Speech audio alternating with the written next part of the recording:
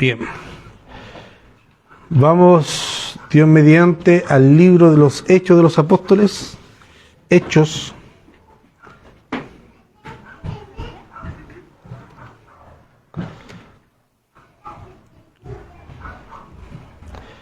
Hechos de los Apóstoles, capítulo 14.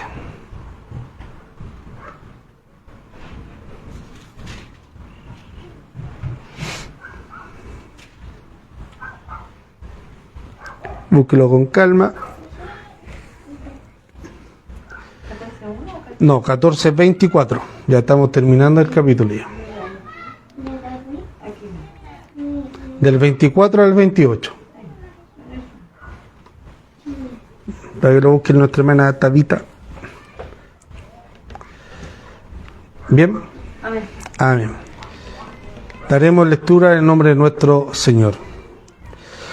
Pasando luego por Pisidia, vinieron a Panfilia, y habiendo predicado la palabra en Perge, descendieron a Atalia. De allí navegaron a Antioquía, desde donde habían sido encomendados a la gracia de Dios para la obra que habían cumplido. Y habiendo llegado y reunido a la iglesia, refirieron cuán grandes cosas había hecho Dios con ellos y cómo había abierto la puerta de la fe a los gentiles. Y se quedaron allí mucho tiempo con los discípulos. Amén. Tomen asiento, ya se oró por la palabra, así que vamos para allá. Ya estamos avanzando en el capítulo 14, ya terminamos el capítulo 14, y capítulo 14 es la mitad del libro de los Hechos de los Apóstoles, o sea, ya vamos en la mitad de este relato bíblico que nos hizo nuestro hermano Lucas hace más de 2000 años atrás, donde nosotros podemos experimentar cómo la iglesia, y aquí quiero hacer un poco un resumen de todo lo que hemos visto, de cómo la iglesia se formó.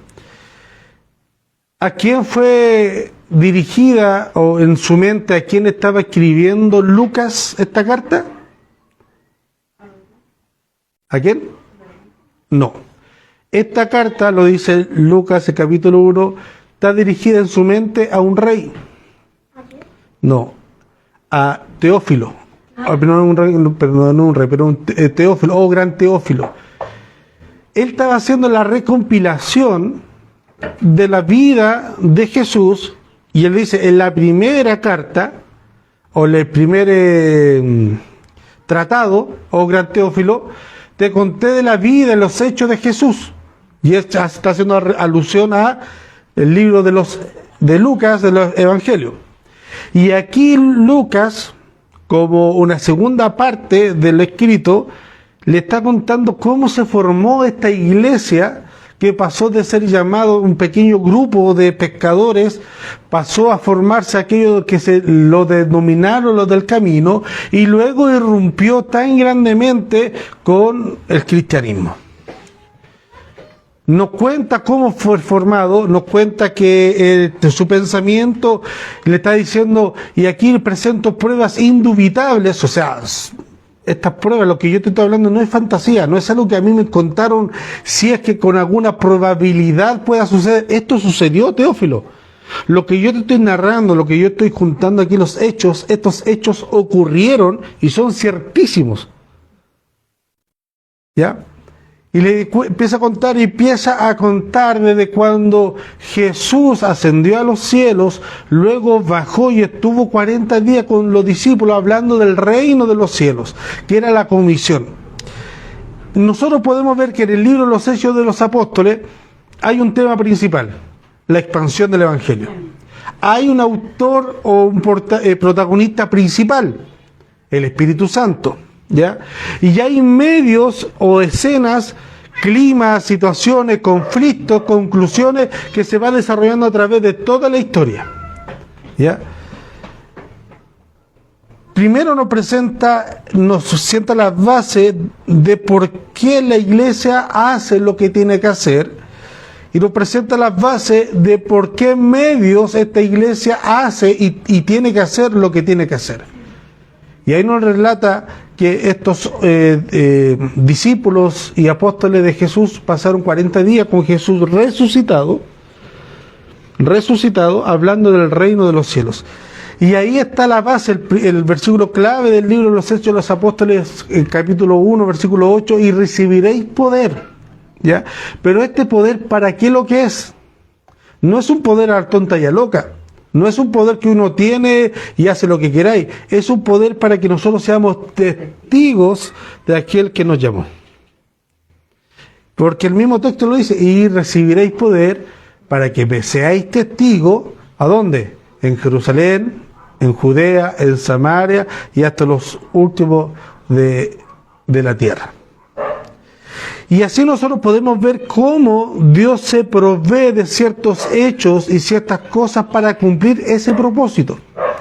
Vemos que ellos estaban reunidos esperando la promesa del Espíritu Santo que iba a descender, y llegó el Espíritu Santo y descendió y posó. Ya no es algo que era solamente dado para algunos, sino que el Espíritu Santo es para todos. En ese lugar habían ancianos y había niños, y ellos fueron llenos del Espíritu Santo para anunciar el poder y anunciar la gloria, la magnificencia de Dios. Y así fue transcurriendo como el mensaje del Evangelio. Podemos ir avanzando en los capítulos y vemos que se cumplió el cometido de que se predicó en Jerusalén. La iglesia fue establecida en Jerusalén, pero faltaban las otras localidades. Y ahí Dios se proveyó de alguien, ¿para qué? Para que iniciara la persecución. Y también se proveyó del suceso para que esto explotara, la muerte de Esteban. De ahí fueron esparcidos a otras localidades. Y de ese esparcimiento nació la iglesia en Antioquía. La iglesia en Antioquía fue conformada por gente gentil más que por judíos. Y de ahí, cuando ya empezamos a ver la iglesia de Antioquía, lo que sucedía en Antioquía, la mirada de Lucas fue desviándose de Jerusalén y pasando hacia Antioquía. Y de Antioquía nace la primera misión o primer viaje misionero de la historia, que es de Pablo y Bernabé. Y ahí nosotros podemos ver en este pasaje, en lo que acabamos de leer, la conclusión del primer viaje misionero. Este viaje misionero, que nosotros acabamos de leer, el capítulo 14, del versículo 13 al versículo 14, habla del primer viaje misionero. En tiempos cronológicos, eso duró 2 años aproximadamente, en que salieron de Antioquía y volvieron a Antioquía. Un poco más, un poco menos, pero pasaron 2 años en los cuales ellos fueron a predicar. Lo que hemos visto en este relato, cómo el Evangelio se abre camino a pesar de nosotros, a pesar de las circunstancias y a pesar de toda la oposición. Donde iban predicando el Evangelio iba a haber oposición. Y hubo fuerte oposición. Pero también vemos que el Evangelio transforma tan drásticamente a un hombre que esa oposición no le hace nada, sino que simplemente, en vez de apagar la llama de la pasión, lo alienta a seguir adelante. El Evangelio primeramente trae conflicto y separación. Primero trae conflicto con nosotros mismos. ¿Por qué? Porque nos confronta lo que nosotros queríamos, lo que nosotros deseábamos, versus a lo que realmente es importante.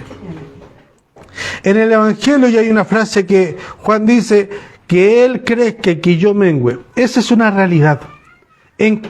Lo dijo un apóstol, pero cada apóstol que nosotros podemos ver, cada vida de creyente en el Nuevo Testamento, en la Biblia, en los relatos bíblicos, en los testimonios a través de la historia de la humanidad, los grandes hombres de Dios, los mártires de Dios.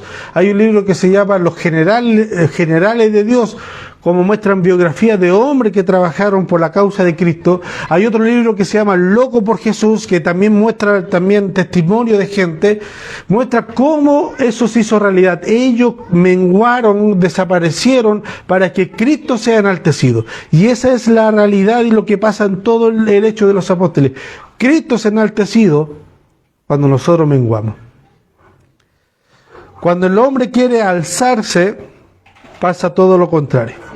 Cuando el hombre quiere imponer su realidad o su verdad, o quiere imponer sus sueños o imponer sus sueños o metas mediante el Evangelio, le va a pasar lo que pasó con Ananías y Zafira. Sí.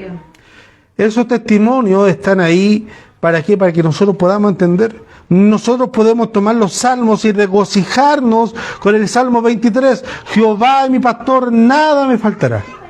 Y nos gozamos y leemos, cuando leemos el Salmo, dice, el que habita el abrigo del Altísimo morará bajo la sombra del Omnipotente. Le diré a Dios, Jehová es mi esperanza mía. Nos regocijamos en esos salmos. Pero también la Biblia no oculta el pecado de David. Sí, amén. Así es. No oculta la falta que cometió David. ¿Y eso para qué lo que? Para que nosotros entendamos que si hacemos esto o hacemos lo otro que Dios nos ha mandado, va a ocurrir esto. Dios, la Biblia es un libro totalmente honesto que no oculta la falta, la mantiene ahí, la tiene ahí. ¿Para qué? Para evidencia de nosotros mismos. Sí, así como nos bendice la Escritura, también nos corrige. Así como nos alienta, nos advierte. Así como nos pone la pomada, también pasa el paño para quitar toda la putrefacción. La Biblia nos enseña todo eso, y el relato bíblico que nosotros tenemos aquí, que hemos llegado hasta el capítulo 14, el libro de los Hechos, también nos cuenta eso. Nos cuenta que hubo un Bernabé entregado a la obra de Dios, con total devoción, pasión y sinceridad, que entregó todo lo que tenía. Bernabé. Pero también había una Ananías y Zafira dentro de la misma iglesia, que ellos entregaron todo lo que tenían, no por pasión o devoción a Dios, simplemente para gloria de ellos mismos. Sí, y hasta el día de hoy, si la iglesia perfecta no existe, la iglesia que se conformó después del Pentecostés, en medio de esa iglesia había Ananías y Zafira y había un Bernabé. Sí, sí. O sea, iglesia, como dicen por ahí, aunque suena un poco chistoso, pero dicen, no hay iglesia perfecta. Y si usted encuentra una iglesia perfecta, no se una a ellos. La va a echar a perder. Ya. Entonces seguimos en el relato, donde Dios se va proveyendo, donde Dios sigue ministrando y entregando dones a su iglesia, para que la obra de su iglesia sea afirmada a través del testimonio de aquellos que componen la iglesia. La misión de los apóstoles y los discípulos que estaban reunidos con Jesús era transmitir el Evangelio, y eso no se ha cortado a través de los tiempos, no ha cambiado. La misión de la iglesia es transmitir el Evangelio a los nuevos creyentes, conformar la fe de aquellos que ya llevan un tiempo, y también atraer a los nuevos creyentes a la salvación.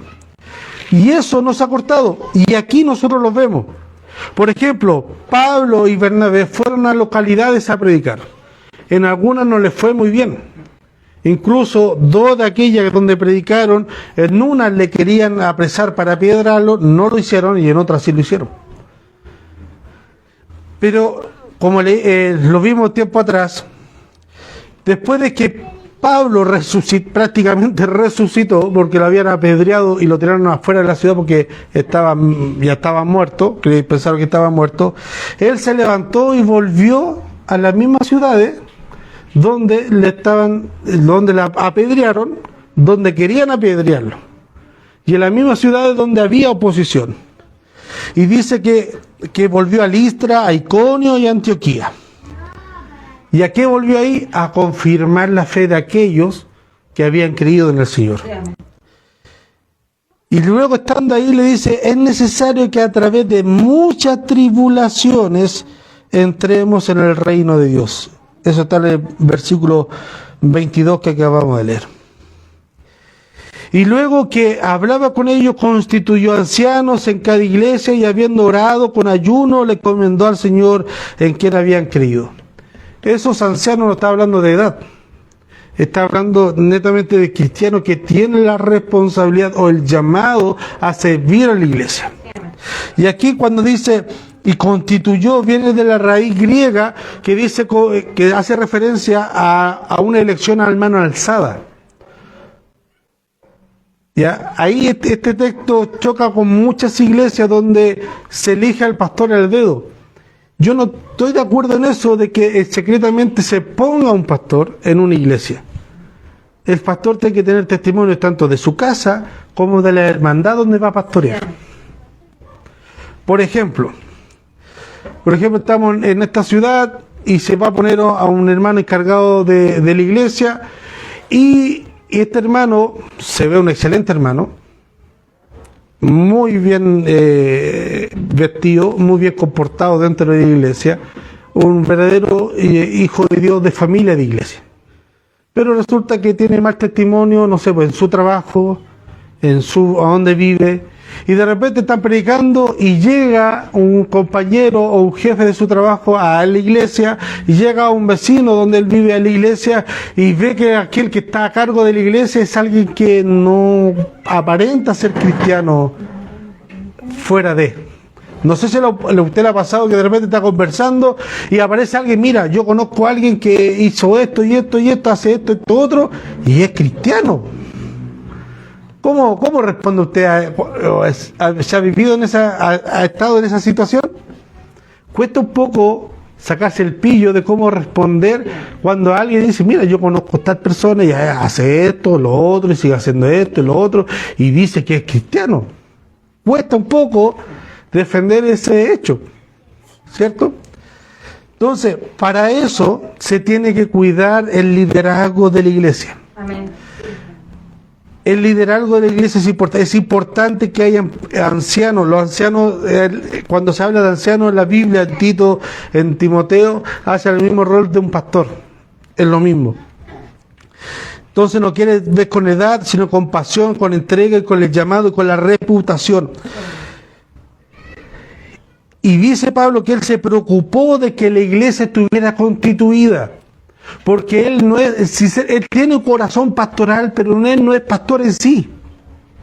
Los pastores son aquellos que están en la iglesia, ¿ya? Entonces es un tema para un tema aparte, para otra predicación sobre los evangelistas actuales versus los evangelistas en la Biblia. Y luego dice el relato, pasando luego por Pisidia, vinieron a Panfilia y habiendo predicado la palabra en Pergue, descendieron a Italia. Podemos deducir que la predicación en Pergue no hizo mucho resultado, como sí lo hizo en las ciudades en Listra, en Iconio y Antioquía. Recuerden que aquí menciona dos Antioquías, una es distinta de la otra, ¿ya? La Antioquía que aquí nos muestra, que Lidia, Iconio y Antioquía en el versículo 21, es una localidad que está al norte de la región, y la Antioquía, la otra, donde salieron de la base misionera, a donde volvieron, es otra localidad. Y en esta localidad, Listra, Iconio y Antioquía, sí pudieron implantar iglesias. Constituyeron ancianos, constituyeron una localidad, y luego nos habla de Pergue, que predicaron el evangelio, pero no nos dicen nada más. Y de ahí descendieron a Italia, de ahí navegaron nuevamente a Antioquía, donde había sido encomendado por la gracia de Dios para la obra que se había pedido, que ellos habían cumplido. Y aquí nosotros podemos ver también la realidad del evangelio, hermano, en nuestra propia carne, sangre, la realidad de que muchas veces nosotros no vamos a tener el resultado que nosotros deseamos o esperamos. Porque nuestro objetivo no es tener resultados. Nuestro objetivo y nuestra misión es cumplir lo que se nos encomendó. Nada más. ¿Por qué? Porque la obra y la salvación es del Señor, no de nosotros. A nosotros se nos encomendó ir y predicar. No se nos encomendó ir y traer gente. No, ir y predicar. Y aquellos que escuchen el Evangelio, hacer discípulos. Pero no se nos encomendó los resultados, porque los resultados no dependen de nosotros. Los resultados están en la mano de Dios. Y mientras nosotros vayamos a hacer el cumplimiento de lo que se nos mandó, obviamente vamos a tener resultados. Amén.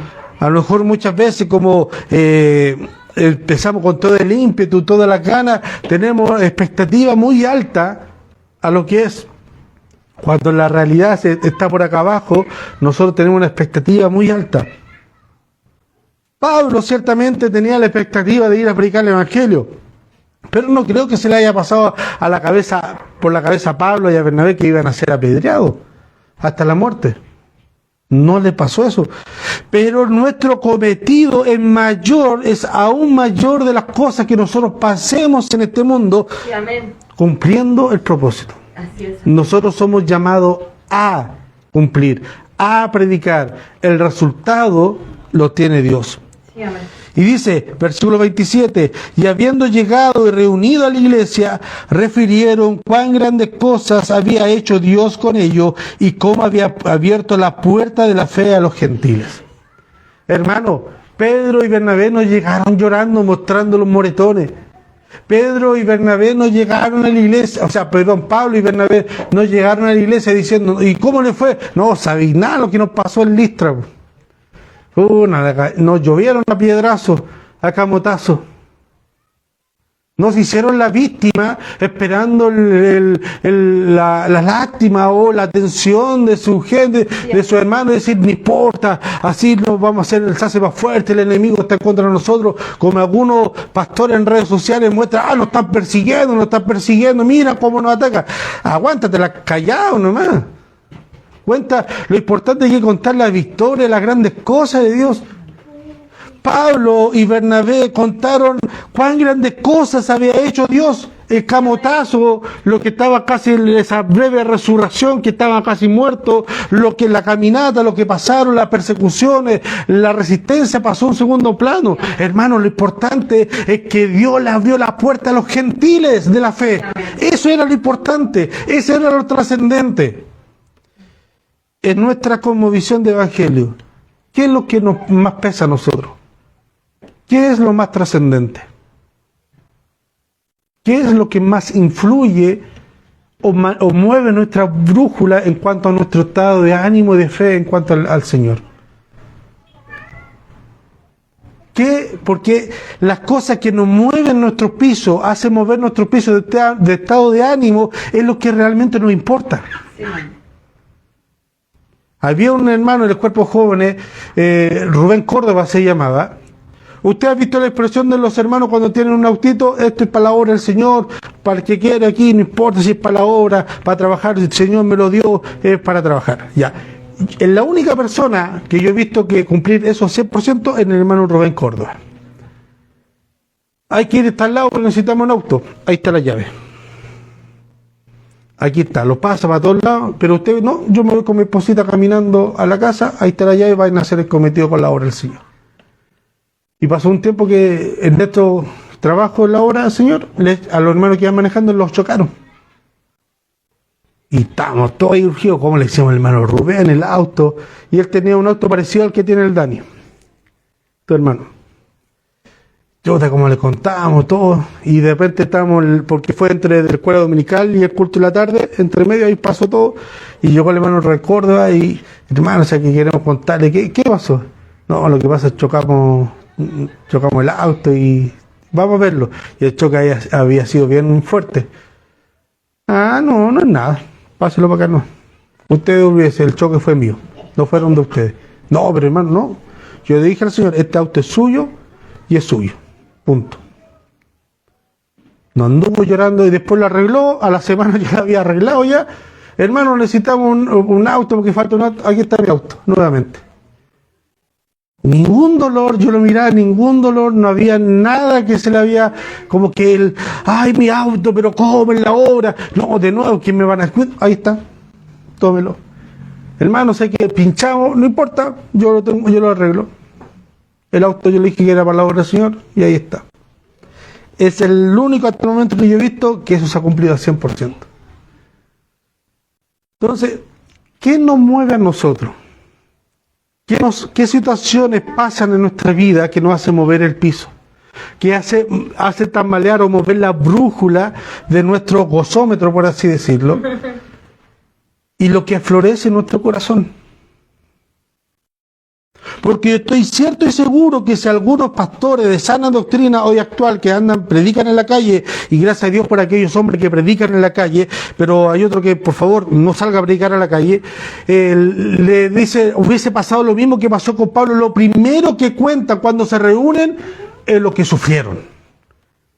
No, hermano, yo pasamos esto, estaba predicando y de repente vienen los carabineros y nos cortan el audio por ruido molesto, que el enemigo se está levantando, que la persecución, que aquí nos tiraron piedra, hermano. Eso no le importó a Pablo y a Bernabé cuando se reunieron con los hermanos. Cuando se reunieron con los hermanos de Antioquía, la que le habían mandado a la comisión, hermano, fuimos y Dios abrió la puerta de la fe a los gentiles. Dios se está mostrando a la gente se está convirtiendo. Hay hermanos constituimos ancianos. O sea, hay hermanos que tienen tal pasión igual que nosotros y que están dispuestos a liderar la iglesia allá en Lidia, en Iconio y Antioquía. Están dispuestos, tienen una madurez, tienen un conocimiento, hermano, y nosotros fuimos capaces y tuvimos la ocasión de constituir ancianos, establecer una jerarquía dentro de la iglesia para que lo pastoreen. Eso es maravilloso. Eso es lo importante. ¿Qué nos mueve a nosotros? Tiempo atrás, por redes sociales, compartí una historia de un hombre de Inglaterra que lo compartió el pastor Ravenhill en su libro tiempo atrás, y lo quiero traer aquí a colación un poquito, porque según el contexto que les marqué esa publicación, habla referente a esto. ¿Realmente nosotros creemos lo que decimos creer? Haciendo como una introspección, ¿realmente nosotros creemos lo que decimos creer? Mire, ponga atención. Carlos Peace era un criminal que no respetaba leyes divinas ni humanas. Finalmente fue capturado y condenado a muerte. En la fatal mañana de su ejecución, que era el ahorcamiento, mientras era conducido a su celda de Caldazo, en la prisión de Armely, Leeds, Inglaterra, iba delante el capellán de la prisión.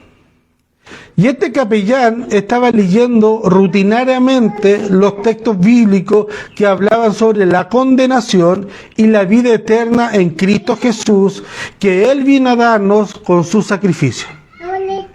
Iba el curita adelante, iba este criminal atrás, y adelante iba el curita hablando sobre la condenación, el infierno y la vida en Cristo Jesús cuando nos dio por a través del sacrificio. El reo tocó al predicador por la espalda y le preguntó qué estaba leyendo. El clérigo le dice: solo consuelo de la religión para esta hora fatal. Y el criminal le respondió y le dijo: ¿y usted cree todo esto es verdad?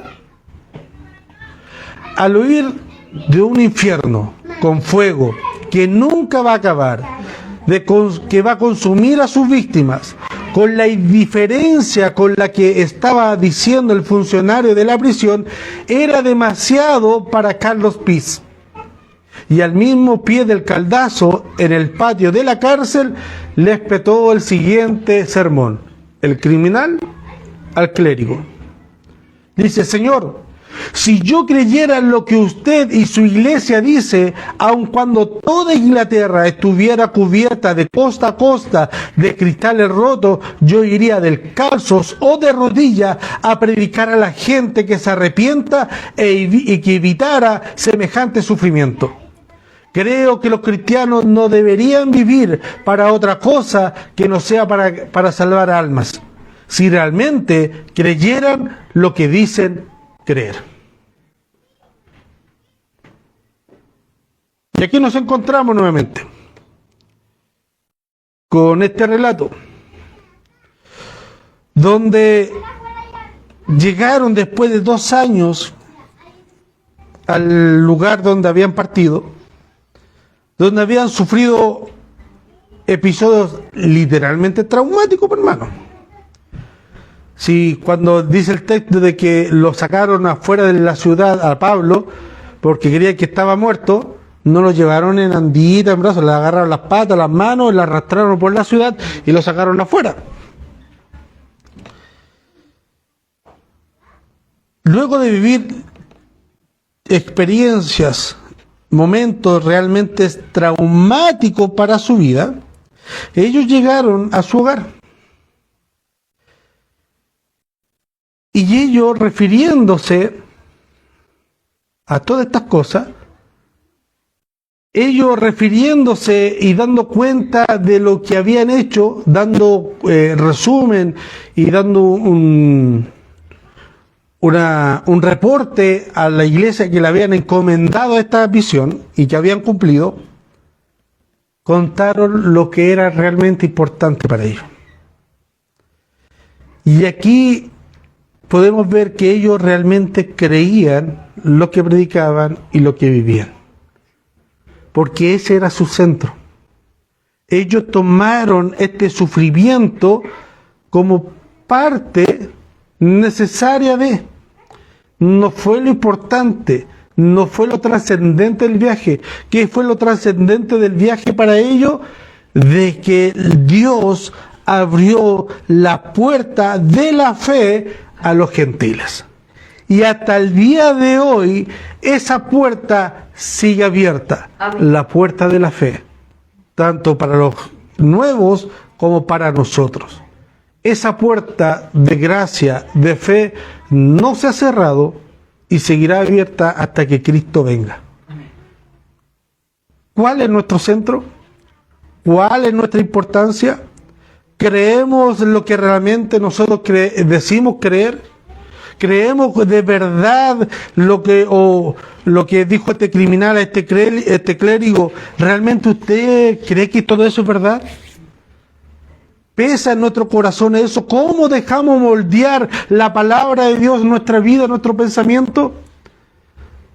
Porque recuerden, nosotros fuimos llamados y este criminal lo captó mejor que este reo, o sea, que este clérigo. Los cristianos debiesen vivir solamente para salvar almas. Sí. Y él, sin leer, creo yo, Hechos 1:8, recitó la comisión y la obligación que nosotros tenemos de ser testigos de nuestro Dios. Mis hermanos, así igual como Pablo y Bernabé era necesario volver a su casa, la iglesia local, sea como sea, para los hermanos que nos van a ver posteriormente o escuchar, la iglesia local donde estamos reunidos es el lugar donde nosotros venimos a fortalecernos.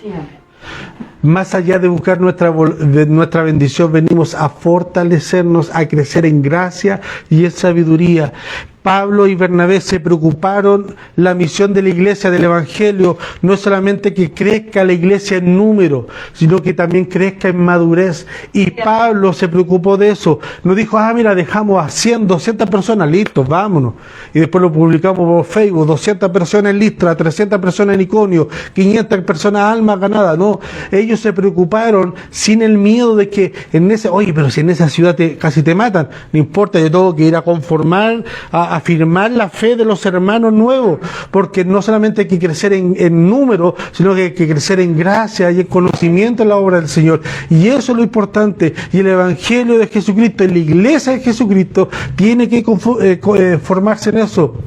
Pero ¿qué es lo que ha pasado? Se le ha dado más auge o más importancia a crecer en número, y aquella iglesia que crece en número son las iglesias de Dios.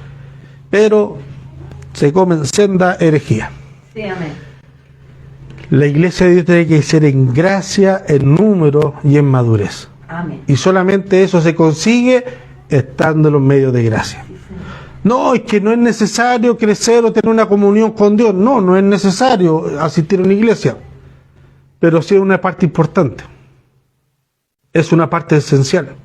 Porque yo predicándome a mí mismo en el espejo me voy a encontrar regio. Así es, amén.